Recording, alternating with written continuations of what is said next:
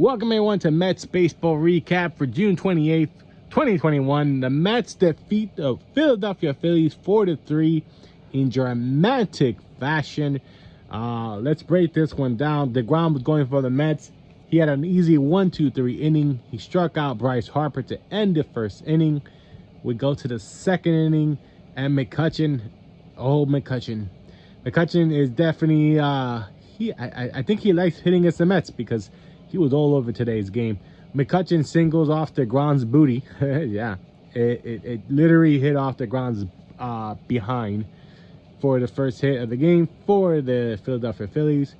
He would then steal second and come in with a double for DeGrom, who came into the game with a .5 ERA, gave up a run, which is so rare.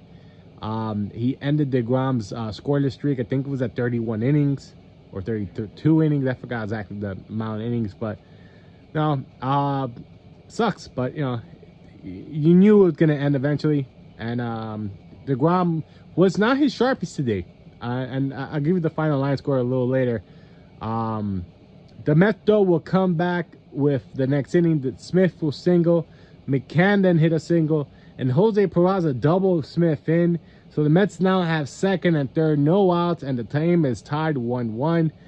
And this is where the Mets have struggled. And it's in the clutch. The Mets still not have hitters that are clutch, except for DeGrom. Though he didn't drive them in, because DeGrom did bat with that same situation. But Amora striked out, and those are situations where all you need is a fly ball and you can score. And unfortunately, the Mets strike out a lot. DeGrom and Guillorme will then make outs to follow him. Top of the sixth, DeGrom put himself into danger. He gave up a double. Then he walked Hoskins. And then Harper got on base with a hit by a pitch. And McCutchen, McCutchen would drive in a run with a sacrifice fly, giving the Phillies a 2-1 lead. Pilar would then pinch hit and give the Mets right back into this game, make it 2-2.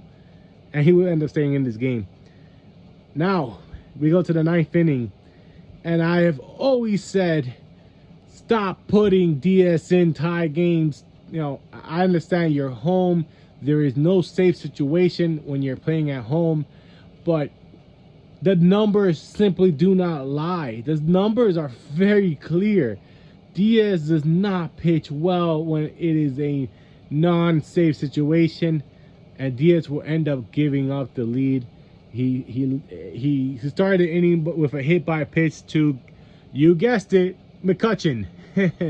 McCutchen will end up coming in with a later in that inning, and so now the Mets are down 3-2. But bottom of the ninth inning, Blankenhorn reaches on an error. It was a hard hit ball to first, and the first baseman just could not play it, and so we have the leadoff single basically. Or reach on error, not a single. Sorry. McKinney will get a walk. Pilar will hit an infield hit. So now the base is loaded, and I'm putting my hands in my head because I'm like, oh no, can the Mets really screw this up again? Base is loaded and the Mets do not go together. And Luis Guillorme works a walk to tie this game. And it was a very close pitch. It definitely was outside the box. But it was one of those things where you go, that could have easily been called a strike, and it wasn't. Lindor then batted with bases loaded, no outs. All you need is a fly ball to win this game, or even walk like Luis Guillorme did.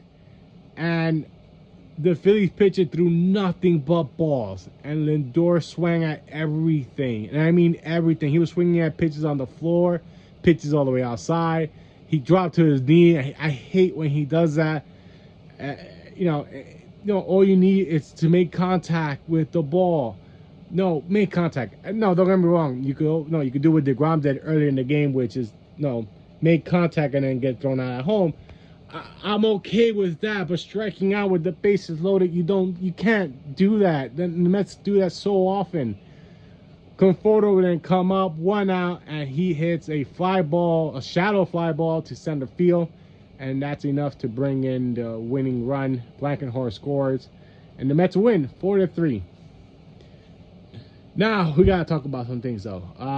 DeGrom's final line score was 6 innings, 3 hits, 2 runs, 1 walk, 5 strikeouts. He definitely was not as sharp as he normally is. He did get a base hit in this game, so he continues to hit. His ERA did go up to 0.69, so DeGrom still has the best ERA in baseball.